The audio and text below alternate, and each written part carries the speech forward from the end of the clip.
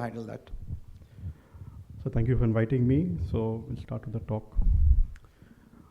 So the definition of hyperuricemia is a little bit, the cutoff we are not exact.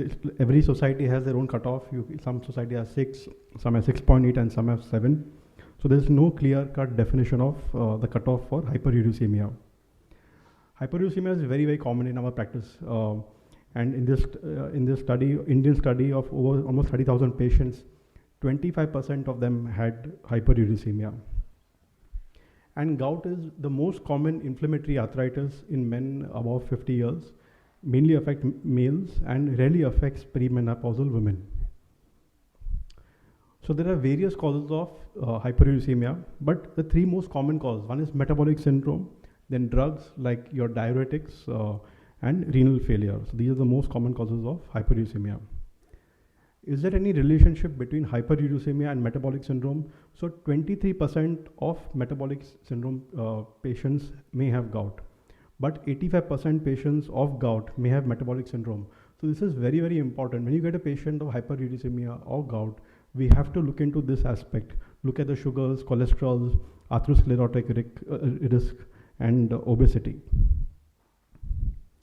Now, if a patient has very elevated uric acid levels, these are the stages. So initially will be asymptomatic, but then with times we'll have these gout flares, and in between will be normal, which is known as intercritical periods. And if we don't treat these patients, then over a period of time, these gout flares become more common, more often, and the intercritical period reduces, and then develop polyarticular gout and tophaceous gout. Uric acid not only gets deposited into the joints, but can get deposited into other areas, spines, skin, kidneys, eyes, cardiovascular, and multiple other areas. So what is asymptomatic hyperuricemia? So a patient who has elevated uric acid, but no prior gout flares, no subcutaneous tophi.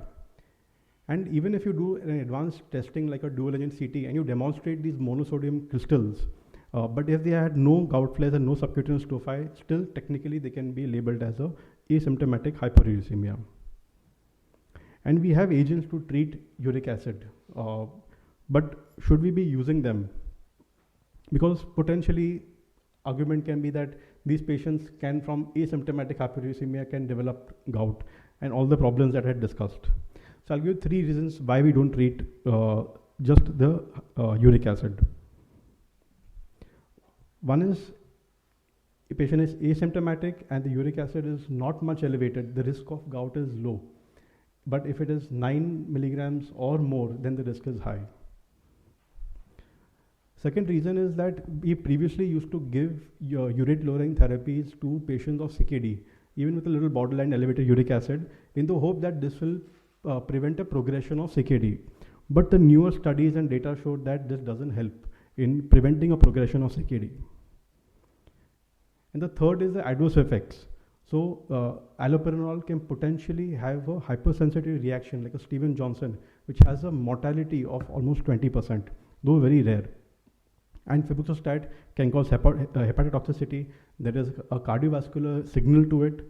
And if we keep treating our patients and keeping the uric acid very, very low, there is an association with neurodegenerative disorders like Parkinson's and dementias. So which are the patients we should be treating? One is presence of gouty tophus and evidence of radiographic erosions.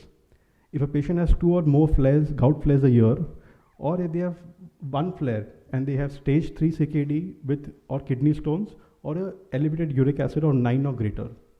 We don't treat asymptomatic hyperuricemia unless the uric acid level is 9 or more. So does it mean that we don't treat our patients who have hyperuricemia? No, we address the cause, we find the cause. Are these patients obese? And then if they are obese, then we encourage weight loss. Are they on any medicines that are increasing the uric acid, like the diuretics? Do they have hypertension? If they have hypertension, we can give them losartan, which has uricosuric effect. Are they diabetic? We can discuss using SGLT2 inhibitors, again that has a uricosuric effect. Also addressing the diet. So red meat, seafood, alcohol, especially beer, high fructose containing soft drinks, these are all agents which are going to increase the uric acid. So telling them to cut down on these things. A very important thing is that high purine rich vegetables does not increase the risk of gout. So we should not allow vegetarian patients to cut down on the protein intake of their in the vegetarian diet. So the management of gout is 3 parts. One is treating the acute attack, preventing the attack, and urate lowering therapy. So treatment is with NSAIDs and corticosteroids. Colchicine is not anymore used for an acute attack. So there's every hourly dose and till the patient gets loose motion, so that is not given anymore. And IL-1 blockers are not available. So this is the NSAIDs that we can use. Corticosteroids you can use either oral or intramuscular or an intra-articular injection. So anything that not only causes the uric acid to go up, but even come down. So when you start your urate lowering therapy, that potentially can cause a gout episode. So colchicine is very useful, and we give it at 0.5 BD for 6 months or until the tophi resolves. And the most common side effect is the diarrhea. So when we start urate lowering therapy, it is generally lifelong or indefinite. Unless if, for example, if you're a very obese patient and I've undergone a pediatric surgery or now on the newer agents to lose weight, then potentially yes, then they may not need it lifelong. Then the target should be 6 for most patients, less than 6, and less than 5 if they have tophaceous gout or history of urinary stones. Allopurinol is the preferred agent. So we start with 100 milligrams a day and we titrate. The usual 300 milligrams may not be enough to control the disease, and we can go up to maximum we can go up to is 800 milligrams. Adverse effect I discussed regarding the allopurinol hypersensitivity reaction. So we must educate our patient. If they get rashes, they have to stop it and inform. Febuxostat is a preferred agent if they have CKD. So we start at 40 milligrams. Maximum dose is 120 milligrams. Diarrhea, LFT abnormalities are common. Rashes may occur. And I discussed this increased cardiovascular mortality signal in patients of febuxostat compared to allopurinol. If these patients are on azathioprine, then we should not be using these agents. So to conclude, don't treat asymptomatic hyperuricemia with urate lowering therapy unless the uric acid is 9 or more.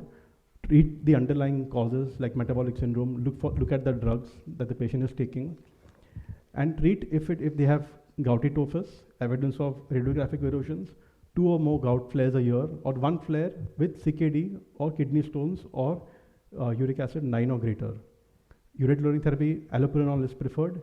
Febuxostat is preferred in CKD patients, and target is less than 6 in most patients, less than 5 in tophaceous gout and kidney stones. Thank you. Thank you, Puneet.